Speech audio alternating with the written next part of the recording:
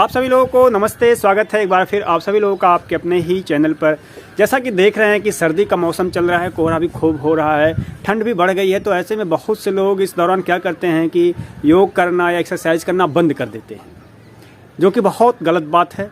आज के इस वीडियो में चर्चा करेंगे कि क्यों सर्दी में योग अभ्यास एक्सरसाइज करना इतना ज़रूरी है और ऐसा करते समय आपको किन बातों का ध्यान रखना चाहिए, क्योंकि सर्दी में अगर आप कुछ बातों का ध्यान नहीं रखें तो आपको ठंड लग जाएगी और इससे क्या होगा कि आपको फ़ायदे की जगह नुकसान हो जाएगा।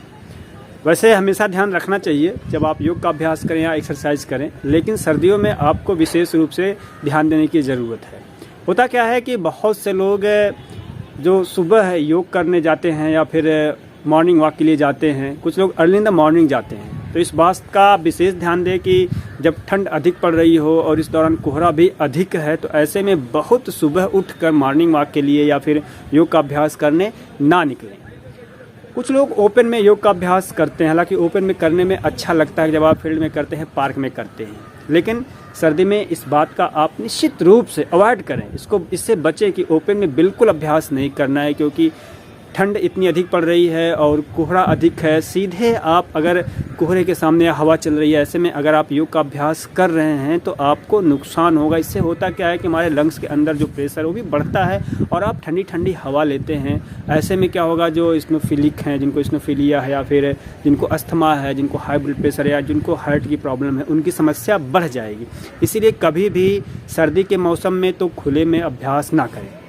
मैंने देखा है कि बरामदे में भी कुछ लोग करते हैं, लेकिन बरामदे में भी अगर सीधी हवा आ रही है, कोहरा सीधे पड़ रहा है, तो बरामदे में भी ना करें। फिर कहाँ करें? इसके लिए सबसे बेहतर जगह होगा कि आप किसी कमरे में, रूम में कर सकते हैं। खिड़की खोल लें, दरवाज़ों को थोड़ा सा खोल सकते हैं, करें। बहुत से लोग सर्दी में कपड़े वैसे भी अधिक पहनते हैं, इसलिए मूवमेंट बहुत नहीं हो पाता।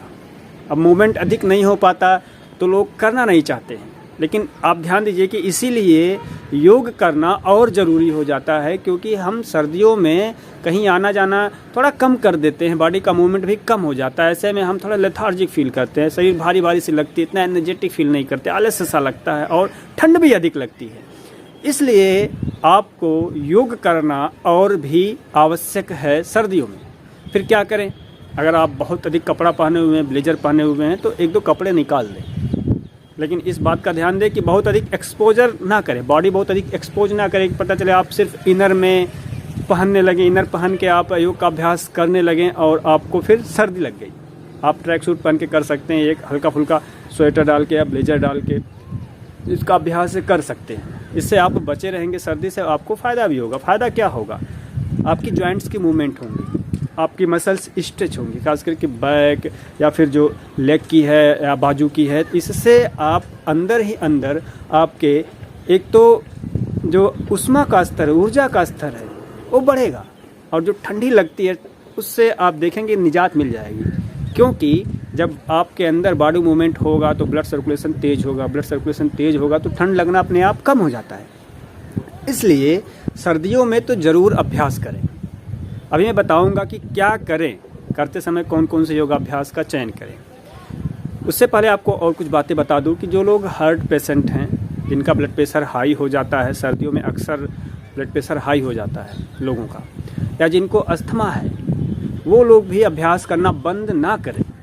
बिल्कुल नहीं, बंद नहीं करना है, आपको कंटिन्यू करना है। कंटिन्यू कैसे करना है? जैसे कोई बुज़ुर्ग हैं या कोई हार्ट पेशेंट हैं, किसी को बहुत अधिक सांस की समस्या है, तो उनके लिए कई समस्या होती है कि बहुत पूरा कपड़े भी नहीं निकाल सकते और काफ़ी ध्यान देना पड़ता है। तो ऐसे लोग कम से कम वार्म अप ज़रूर करें, क्योंकि बॉडी वार्म अप आपको बहुत अधिक फ़ायदा देगा। जो छोटे छोटे व्यायाम मैंने बता रखे हैं कि कैसे आपको अंगुलियों के जोड़ों के जॉइंट्स के करने हैं, या फिर रिस्ट के कैसे घुमाने हैं, एल्बो का कैसे, शोल्डर, पैर, ऐसे मैंने सारे पार्ट के बताए हैं कि छोटे छोटे जो व्यायाम हैं, जिनको हिंदी में सूक्ष्म व्यायाम कहते हैं, इंग्लिश में वार्म अप एक्सरसाइज करते हैं, या फिर उसको आप प्रिपरेटरी प्रैक्टिसेस कहते हैं। तो ऐसे अभ्यास को ज़रूर करें और बहुत आसान है, आप अपने बिस्तर पर भी इसको कर सकते हैं। कुछ नहीं करना है, पैर के अंगुलियों से लेके एक एक जॉइंट को करते करते आप पूरे बॉडी को वार्म अप कर देते हैं।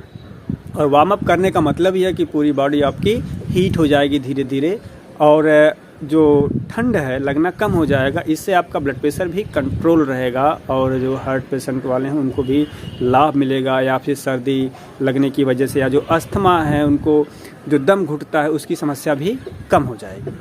तो मैंने क्या कहा कि जो हार्ट पेशेंट हों, जो हाई बीपी वाले हों या फिर जो अस्थमैटिक हों, वो लोग भी वार्म अप ज़रूर करें। बहुत कठिन एक्सरसाइज नहीं करनी है, वार्म अप करना है। छोटे छोटे व्यायाम बिल्कुल मस्ती के साथ करें, आपको बहुत अधिक लाभ होगा।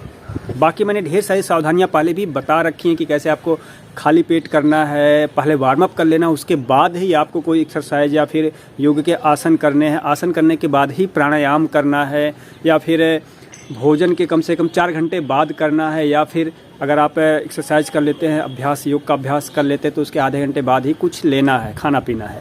लेकिन एक बात आप ध्यान दें कि अगर आप चाहते हैं कि कुछ ठंड में बहुत अधिक ठंड लगती है तो कुछ काढ़ा लेके, कॉफ़ी लेके, चाय लेके, हालांकि चाय काफ़ी मैं नहीं कहूँगा आपको लेने के लिए, लेकिन अगर आपकी आदत है तो आप थोड़ा बहुत ले सकते हैं। उसे छोड़ने तो बहुत अच्छा है, लेकिन मैं आपको कहूँगा कि आप मॉर्निंग में गुड़ का काढ़ा ले लीजिए 1 कप, या फिर गुनगुना पानी 1 कप ले सकते हैं अभ्यास के पहले अगर बहुत ज़रूरी हो तो, अदरवाइज अभ्यास के बाद में तो सबसे अच्छा है। तो ये जो छोटी छोटी बातें हैं अगर आप इनका पालन करते हैं, इनको फॉलो करते हैं, तो आपकी जो ठंडी में जो सक्रियता है बनी रहेगी। आप बहुत बोर फील नहीं करेंगे, बहुत अधिक ठंड नहीं लगेगी, आप एनर्जेटिक फील करेंगे। अब मैं आपको बता रहा हूँ कि अभ्यास कौन कौन से करने हैं। हालांकि इसके लिए एक अलग ही वीडियो की ज़रूरत है, लेकिन आपको मैं बता रहा हूँ शॉर्टकट में। समझ में नहीं आएगा तो आप लिखिएगा, मैं अलग से वीडियो आपके लिए बना दूंगा। अब आपको अभ्यास कौन कौन से करने हैं तो ध्यान दीजिए, चाहे यंग हो, चाहे बुजुर्ग हो, या फिर कोई बीमार व्यक्ति हो, वार्म अप सबके लिए ज़रूरी है, यानी कंपलसरी है, अनिवार्य है वार्म अप करना, क्योंकि यह आपको आगे के अभ्यास के लिए तैयार करता है। बिना वार्म अप किए अगर आप कर रहे हैं तो आपको पूरा लाभ नहीं मिलने वाला है। वैसे भी जो लोग बुजुर्ग हैं, जो लोग बीमार हैं, वो केवल वार्म अप करके ही लाभ उठा सकते हैं। अगर आप बहुत अधिक आसन करना नहीं चाह रहे हैं या आसन करने की स्थिति में नहीं है, एक्सरसाइज करने की स्थिति में नहीं है, तो आप हल्के फुल्के वार्म अप करके ही अपने आप को फिट रख सकते हैं। लेकिन जो लोग सक्षम हैं, जो लोग कर सकते हैं, वह वार्म अप करें। उसके बाद सूर्य नमस्कार का अभ्यास करें, क्योंकि सूर्य नमस्कार का अभ्यास आप जानते हैं, जो लोग किए हैं अनुभव किए होंगे, जो लोग नहीं जान रहे उनको मैं बता दूं कि सूर्य नमस्कार का अभ्यास आपको पूरी तरह से चार्ज कर देगा, पूरी बॉडी को चार्ज कर देगा, क्योंकि इसमें इतनी अच्छी बॉडी की स्ट्रेचिंग होती है कि एक एक हमारे बॉडी के अंग प्रभावित होते हैं। इसलिए सूर्य नमस्कार का अभ्यास जरूर करें। 2-3 राउंड से शुरुआत करके आप करने वाले 10-15 राउंड तक भी इसको कर सकते हैं, लेकिन ध्यान दें कि अपनी शारीरिक क्षमता के अनुसार ही करेंगे। मेरे कहने के अनुसार या देखा देखी नहीं करना है, जितनी आपकी कैपेसिटी है उतना ही करें। अब आसनों की बात आती है, तो आसनों में आप चुनाव कर लें, कुछ फॉरवर्ड बेंडिंग के आसन, कुछ बैकवर्ड बेंडिंग के आसन, कुछ लैटरल ट्विस्टिंग के आसन करने हैं। तो ऐसे में क्या करेंगे, आप मकर आसन कर लें, आप चक्र आसन का अभ्यास कर लें, पवन मुक्त आसन का अभ्यास कर लें, सेतुबंध आसन का अभ्यास कर लें, पेट के बल आप भुजंग आसन का अभ्यास कर लें, शलभासन और धनुरासन का अभ्यास कर लें। बैठ के अगर आप करना चाह रहे हैं तो आप पश्चिमोत्तान आसन का अभ्यास कर सकते हैं। पश्चिमोत्तान नहीं कर पा रहे हैं तो आप कक्षापासन या फिर मंडूक आसन का अभ्यास जरूर करें। ये सब आसन ऐसे हैं जो आपकी बॉडी को स्ट्रेचिंग अधिक से अधिक देंगे और कम समय में आपको अधिक लाभ मिलेगा। एक लैटरल ट्विस्टिंग के लिए आप जरूर करें वक्रासन या अर्धमत्स्येंद्रासन का अभ्यास। प्राणायाम के सेगमेंट में आपको बताऊं कि प्राणायाम आपको जो अगर आप सही शीतली और शीतकारी प्राणायाम उसको बंद कर दे, सर्दी में उसको नहीं करना है, उसकी जगह आप सूर्य भेदन प्राणायाम ऐड कर सकते हैं। तो प्राणायाम का सीक्वेंस क्या होगा, आप कपालभाति करिए, भस्त्रिका करिए, अपने शरीर की क्षमता के अनुसार 2-3 राउंड से शुरू करके 5-6 राउंड तक ले जा सकते हैं। तो कपालभाति हो गया, भस्त्रिका हो गया, उज्जाई प्राणायाम अवश्य करें। उज्जाई प्राणायाम शरीर में गर्मी को बढ़ाता है। तो कपालभाति, भस्त्रिका, उज्जाई, अनुलोम विलोम और आखिर में भ्रामरी प्राणायाम। इससे आप पूरी तरह से अपने आप को पीसफुल एटमॉस्फेयर में ले जाएंगे, आपका मन अधिक से अधिक शांत होगा। तो आसन के बाद जब आप प्राणायाम का अभ्यास कर लेंगे तो आप पाएंगे कि जो पहले आपको बहुत अधिक सर्दी लग रही थी, सर्दी लगना कम हो गया है और आप अपने आप को एनर्जेटिक फील करेंगे, आपका कॉन्फिडेंस लेवल भी बूस्ट होगा। इसलिए मैं आपसे रिक्वेस्ट करूंगा कि अभ्यास बिल्कुल ना छोड़ें, थोड़ा बहुत अभ्यास जरूर करें, बाकी जो सावधानी मैंने बताई उसको फॉलो करें। आप स्वस्थ रहें, खुश रहें। आपके मन में कोई और प्रश्न हो तो आप कमेंट सेक्शन में जाके पूछ सकते हैं। Wish you good health. Thank you. जय हिंद।